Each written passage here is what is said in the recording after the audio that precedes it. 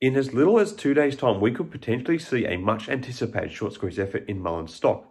However, there has still also been a lot of other things going on for the company from an operational perspective. Send it to the frickin' moon, idiot.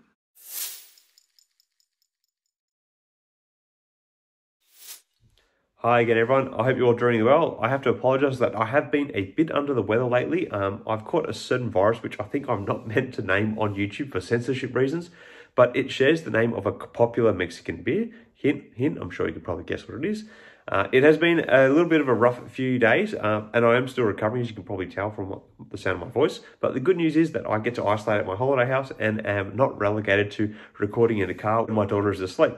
But enough about that, because there has been a lot going on with Muln Automotive, including a heightened short interest, the re-emergence of Lawrence Hodge, and even their second quarter fiscal earnings. In relation to the earnings, the headline is that the company lost $1.30 per share, which is not surprising given where the company is at in its development. And the biggest source of expense was actually a non-cash expense, i.e. depreciation on their assets. I won't say too much more on this topic in this video because I haven't had a good look at these numbers yet.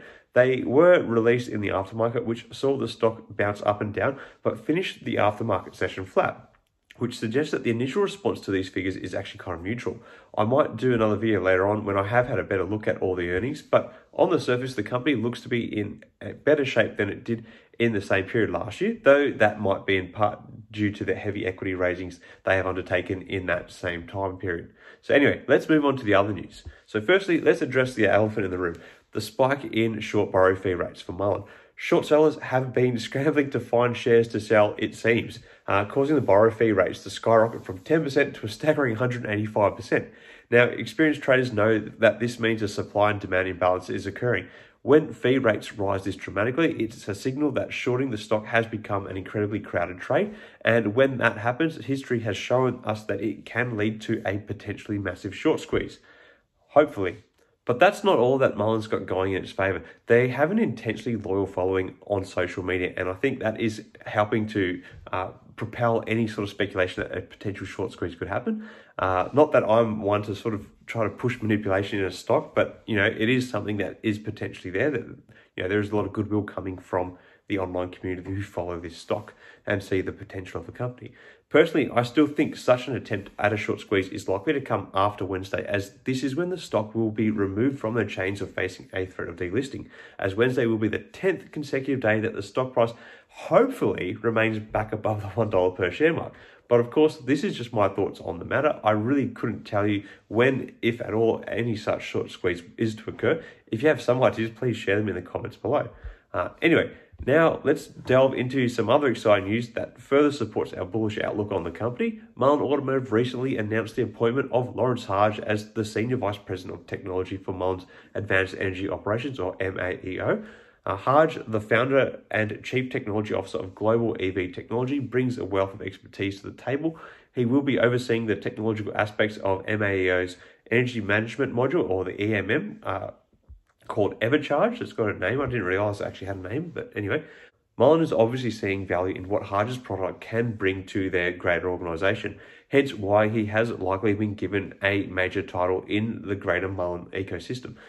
This has also come with a recent return to social media by Lawrence Hodge, who again hinted at the potential of a Saudi deal making progress, though the $10 billion that he earlier said in a now removed video still seems a little on the high end in my mind. But it's still good to see that this rumor is still being given credence by a now senior member of the Mullen executive team. Further on with what Hodge has brought to the table for Mullen is the first contract with his EMM technology. And this is where things are getting a little bit more interesting. As most would be aware, Mullen had recently secured a $680,000 EMM contract with Washington, D.C., the first that they have done so. This contract involves the purchase and installation of EMMs on Chevrolet Bolts within the D.C. government fleet. The testing and installation of these units on a total of 40 vehicles is making progress. Now, why is this significant? Well, previous testing of the EMM technology on 2020 Chevy Bolts showed a remarkable 60% increase in efficiency, boosting the range from 269 miles to an impressive 431 miles. Imagine what this technology could do for other top EVs. Global EV Technology claims that under favorable conditions, the EMM unit could increase ranges by 500 to 700 miles and significantly reduce charging times, allowing a full charge in as little as 15 to 20 minutes at public stations. Obviously, range anxiety has long been a concern for EV owners, and Mullen's EMM unit, EverCharge, as we're calling it now, could be the game changer we've all been waiting for. If it delivers on its promises, Mullen and MAEO are poised to revolutionize the EV industry in a sense. With the potential to provide utility for EV owners, we can expect increased demand for Mullen's technology and an influx of future opportunities with both local and federal government agencies. As this deal develops and the success of the technology is measured in a commercial setting, the more likely and potentially greater contracts for the installation of this technology becomes on other fleets. So that is exciting and a space to keep watching for.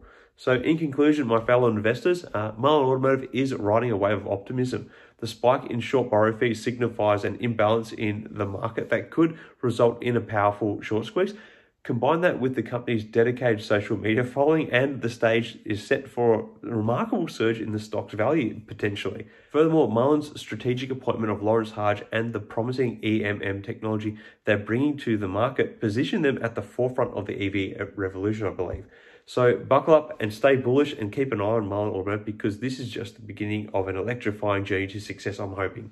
Anyway, let me know your thoughts on Mullen at the moment. Do you believe we could see a short squeeze in the stock? How do you feel about Lawrence Hodge's greater role in the company? Let me know your thoughts in the comments below. Until next time, everyone, may the markets trade in your favor. Cheers.